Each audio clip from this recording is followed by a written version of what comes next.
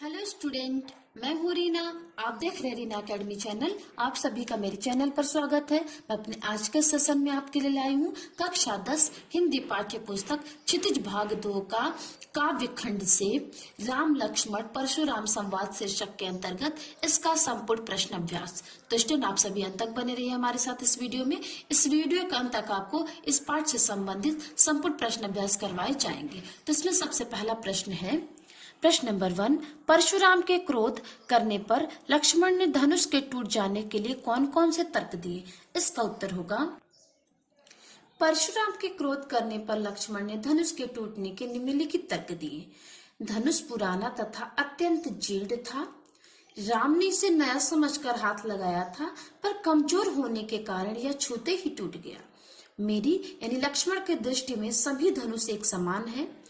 ऐसे पुराने धनुष के टूटने पर लाभ हानि की चिंता करना व्यर्थ है यानी बेकार है। प्रश्न नंबर 2, परशुराम के क्रोध करने पर राम और लक्ष्मण की जो प्रतिक्रियाएं हुई उनके आधार पर दोनों के स्वभाव की विशेषताएं अपने शब्दों में लिखिए। इस प्रश्न का उत्तर है, इस प्रसंग में लक्ष्मण ने परशुराम का घोर विरोध किया है, लेकिन अधिकतर व्यंग के अंदाज में। इससे लगता है कि लक्ष्मण बड़े ही उग्र स्वभाव के व्यक्ति हैं। वहीं दूसरी ओर राम ने बड़ी शांत मुद्रा में इस वार्तालाप को होते हुए देखा है। इससे पता चलता है कि राम शांत स्वभाव के व्यक्ति हैं। जहां पर लक्ष्मण क्रोध का जवाब क्रोध से देते हैं, वहीं पर राम क्रोध का जवाब भी मंद मुस्कान से देते हैं। प्रश्न नंबर 3, लक्ष्मण और परशुराम के संवाद का जो अंश आपको सबसे अच्छा लगा उसे अपने शब्दों में संवाद शैली में लिखिए। इसका उत्तर लिखेंगे हम, मुझे लक्ष्मण और परशुराम के संवाद का यह अंश तुम तो कालू हाक जनु लावा, बार बार मोहिलागी बोलावा विशेष रूप से अच्छा लगा। यह अंश संवाद शैली में निम्नलिखित है। परशुराम अपनी वीरता की डींग हाँकते हुए लक्ष्मण को डराने के लिए बार बार फरसा दिखा रहे हैं। अब लक्ष्मण ने क्या व्यंग किया? लक्ष्मण व्यंग के अंतर्गत वाणी में परशुराम से कहते हैं, आप तो बार बार मेरे लिए काल मौत को बुलाए जा रहे हैं। तो परशुराम ने कहा, तुम जैसे धृष्ट बालक के लिए यही उचित है। तो परशुराम की बात को सुनकर लक्ष्मण ने कहा, काल कोई आपका नौकर है जो आपके बुलाने से भागा भागा चला आएगा? प्रश्न नंबर 4, परशुराम ने अपने विषय में सभा में क्या क्या कहा? निम्न पद्यांश के आधार पर लिखिए। अब पद्यांश क्या है? बाल ब्रह्मचारी अति कोहि, विश्व विदित क्षत्रिय कुलद्रोही, भुजबल भूमि भूप बिनु किन्ही, विपुल बार मही देवन दिन्ही, सहस बाहु भुज छेद निहारा, परसु बिलोकु महीप कुमारा, मातु पितहि जनि सोच बस, करसी महिष किशोर, गर्भन के अर्भक दलन, परशु मोर अति घोर। अब इसके उत्तर में हम लिखेंगे, परशुराम ने अपने विषय में ये कहा कि वे बाल ब्रह्मचारी हैं और अति क्रोधी स्वभाव के हैं। सारा संसार उन्हें क्षत्रिय कुल के नाशक के रूप में जानता है। उन्होंने कई बार भुजाओं की ताकत से इस धरती को क्षत्रिय राजाओं से मुक्त किया है और ब्राह्मणों को दान में दे दिया। लक्ष्मण को वे अपना फरसा दिखाकर कहते हैं कि इस फरसे से उन्होंने सहस्त्र बाहु की भुजाओं को यानी बाहों को काट डाला था। उनका फरसा गर्भ में पल रहे शिशुओं का भी नाश कर देता है। अब नेक्स्ट प्रश्न है इसमें, प्रश्न नंबर 5, लक्ष्मण ने वीर योद्धा की क्या क्या विशेषताएं बताई? इसका उत्तर होगा, लक्ष्मण ने वीर योद्धा की निम्नलिखित विशेषताएं बताई हैं। वीर योद्धा स्वयं अपनी वीरता का बखान नहीं करते, अपितु दूसरे लोग उसकी वीरता का बखान करते हैं। वे युद्ध भूमि में अपनी वीरता का परिचय साहस पूर्वक देते हैं। वीर योद्धा शांत, विनम्र, क्षमाशील, धैर्यवान, बुद्धिमान होते हैं। वे खुद पर अभिमान यानी घमंड नहीं करते हैं। वे दूसरों को आदर देते हैं। प्रश्न नंबर 6, साहस और शक्ति के साथ विनम्रता हो तो बेहतर है। इस कथन पर अपने विचार लिखिए। साहस और शक्ति द्वारा हम अनेक काम पूरा कर सकते हैं। हालांकि इसमें अगर विनम्रता भी जुड़ जाए तो बेहद कारगर साबित होता है। विनम्रता हमें संयमित बनाती है, जिससे व्यक्ति को आंतरिक खुशी मिलती है। विनम्रता के भाव से विपक्षी भी उस व्यक्ति का आदर करते हैं। यह व्यक्ति कार्य को और सुगम बनाते हैं। प्रश्न नंबर 7, भाव स्पष्ट कीजिए। क बिहसी लखनु बोले मृदुबानी, अहो मुनि सुमहा भट्टमानी, पुनि पुनि मोहि देखाव कुठारू, चहत उड़ावन फूंक पहारू। ख इहा कुम्हड़ बतिया को नाही, जे तर्जनी देखी मरि जाही, देखी कुठारू सरासर बाना, मैं कछु कहा सहित अभिमाना। ग गांधी सूनु कह हृदय हसी, मुनि हरियरे सूझ, अयमय खांड न ऊख मैं, अजहु न बूझ अबूझ। प्रश्न नंबर 7 में क इन पंक्तियों में लक्ष्मण अभिमान में चूर परशुराम स्वभाव पर व्यंग किया है। लक्ष्मण मुस्कुराते हुए कहते हैं कि आप मुझे बार बार इस फरसे को दिखाकर डरा रहे हैं। ऐसा लगता है मानो आप फूंक मारकर पहाड़ उड़ाना चाहते हैं। इन पंक्तियों का यह अर्थ हुआ। अब नेक्स्ट पंक्तियों का अर्थ है। इन पंक्तियों में लक्ष्मण कहते हैं, यानी 7 के ख का उत्तर है। इन पंक्तियों में लक्ष्मण कहते हैं कि हम कुम्हड़े के कच्चे फल नहीं हैं जो तर्जनी के दिखाने से मुरझा जाता है, यानी वे कमजोर नहीं हैं जो धमकी से भयभीत हो जाए। वह यह बात उनके फरसे को देखकर बोल रहे हैं, उन्हें स्वयं पर विश्वास है। अब प्रश्न नंबर 7 के ग का उत्तर है, यानी इसका अर्थ है इन पंक्तियों का। इन पंक्तियों में विश्वामित्र मन ही मन मुस्कुराते हुए सोच रहे हैं कि परशुराम ने सामान्य क्षत्रियों को युद्ध में हराया है तो इनको हरा ही हरा नजर आ रहा है। राम लक्ष्मण कोई साधारण क्षत्रिय नहीं है। परशुराम इन्हें गन्ने की बनी तलवार के समान कमजोर समझ रहे हैं, पर असल में ये लोहे की बनी तलवार है। परशुराम के अहंकार और क्रोध ने उनकी बुद्धि को अपने वश में ले लिया है। प्रश्न नंबर 8, पाठ के आधार पर तुलसी के भाषा सौंदर्य पर 10 पंक्तियां लिखिए। इसका उत्तर है।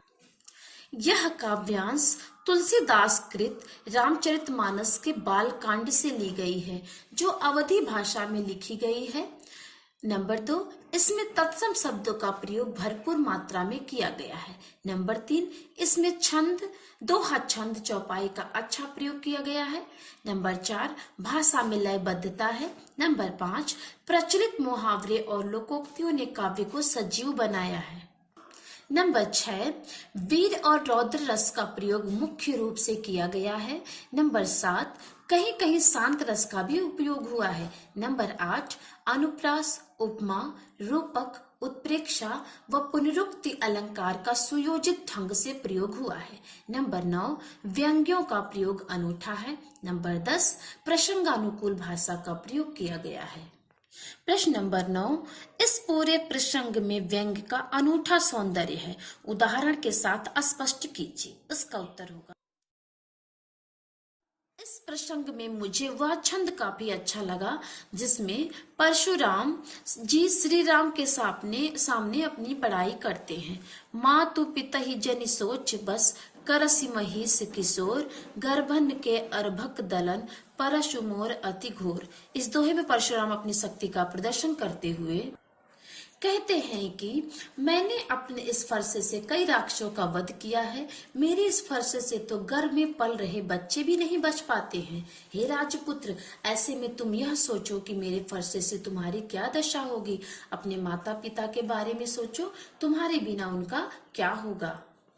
प्रश्न नंबर 10, निम्नलिखित पंक्तियों में प्रयुक्त अलंकार पहचान कर लिखिए। क बालक बोली बधौ नहीं तूही, ख कोटि कुलीश सम बचन तुम्हारा, ग तुम तो कालू हाक जनु लावा, बार बार मोहि लागी बोलावा, घ लखन उतर आहूति सरिस, भृगुवर कोप कुशानु, बढ़त देख जल सम बचन, बोले रघुकुल भानु।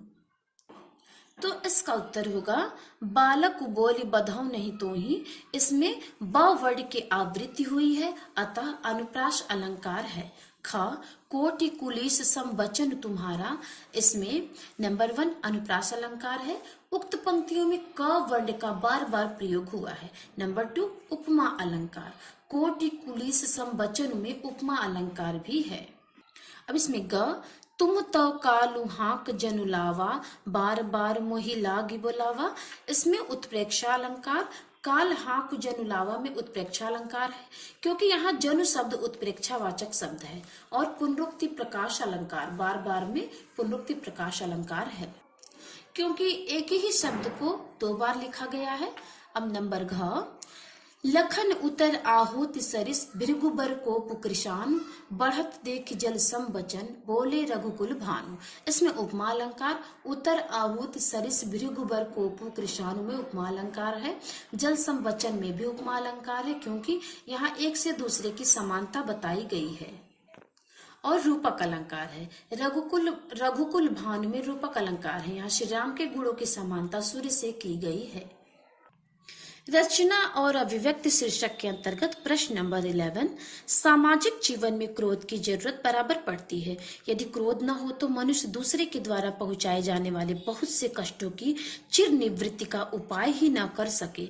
आचार्य रामचंद्र शुक्ल जी का यह कथन स्पष्ट की पुष्टि करता है कि क्रोध हमेशा नकारात्मक भाव लिए नहीं होता, बल्कि कभी कभी सकारात्मक भी होता है। इससे पक्ष या विपक्ष में अपना मत प्रकट कीजिए। इसका उत्तर हम लिखेंगे। आचार्य रामचंद्र शुक्ल द्वारा कही गई उपरोक्त पंक्तियां सत्य है। क्रोध जीवन का ऐसा अनिवार्य आभूषण जिसके बिना रहा नहीं जा सकता और उसे निरंतर धारण भी नहीं किया जा सकता। इसीलिए आचार्य रामचंद्र शुक्ल जी ने क्रोध के सकारात्मक रूप की सराहना की है और अनायास और ईर्ष्या के कारण उत्पन्न क्रोध को नकारने का परामर्श दिया है। अब क्रोध के पक्ष में, मानवीय अधिकारों के लिए क्रोध अपेक्षित है। क्रोध के अभाव में उदंडता बढ़ती है। क्रोध दंभ का पर्याय होता है। विनम्रता शक्तिमान पुरुष का आभूषण है। जड़, मूर्ख और स्वभाव से उदंड लोगों पर विनम्रता का कोई प्रभाव नहीं पड़ता, तो क्रोध अपेक्षित है। अब क्रोध के विपक्ष में, क्रोध निंदनीय है। क्रोध ध्वंसात्मक कार्य करता है। क्रोध की प्रबल अवस्था में इंसान की सोचने समझने की शक्ति कार्य नहीं करती। क्रोध में इंसान सब कुछ नष्ट कर लेता है। इसीलिए क्रोध पर नियंत्रण रखना चाहिए। क्रोध का विरोध न करने पर वह इतना प्रबल हो जाता है कि मनुष्य छोटी छोटी बात पर क्रोध करने लगता है। प्रश्न नंबर 12, संकलित अंश में राम का व्यवहार विनयपूर्ण और संयत है। लक्ष्मण लगातार व्यंग बाणों का उपयोग करते हैं और परशुराम का व्यवहार क्रोध से भरा हुआ है। आप अपने आप को इस परिस्थिति में रखकर लिखें कि आपका व्यवहार कैसा होता। इस प्रश्न का उत्तर होगा, यदि मैं राम होता तो परशुराम को अपनी सामर्थ्य बता देता, और यदि लक्ष्मण होता तो विनम्रता से चुपचाप परशुराम को शांत रहने के लिए कहता और कहता कि आप इन्हें पहचानने की भूल न करें। श्री राम साक्षात आप ही के आराध्य प्रभु हैं। यदि मैं परशुराम होता तो चिंतन करता कि असामान्य शिव धनुष को तोड़ने वाला कोई सामान्य जन नहीं हो सकता। इसलिए श्री राम से उनका परिचय विनम्रता से पूछता। अब प्रश्न नंबर 13, अपने किसी परिचित या मित्र के स्वभाव की विशेषताएं लिखिए। तो छात्र इस प्रश्न का उत्तर स्वयं करें। और प्रश्न नंबर 14, दूसरों की क्षमताओं को कम नहीं समझना चाहिए। इस शीर्षक को ध्यान में रखते हुए एक कहानी लिखी। तो इस प्रश्न का उत्तर भी छात्र स्वयं करेंगे। प्रश्न नंबर 15, उन घटनाओं को याद करके लिखिए जब आपने अन्याय का प्रतिकार किया हो। तो इस प्रश्न का उत्तर भी छात्र स्वयं करें। अब प्रश्न नंबर 16, अवधी भाषा आज किन किन क्षेत्रों में बोली जाती है। इस प्रश्न का उत्तर होगा, अवधी भाषा का प्रखर रूप अवध क्षेत्र में देखने को मिलता है।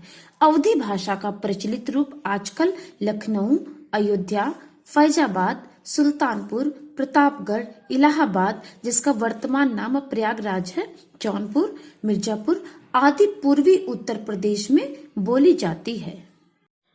तो स्टूडेंट, हमने इस पार्ट के संपूर्ण प्रश्न अभ्यास को कंप्लीट किया। तो आज के वीडियो में बस इतना ही। मिलते हैं हम आपसे अपने अगले वीडियो में। तब तक के लिए धन्यवाद।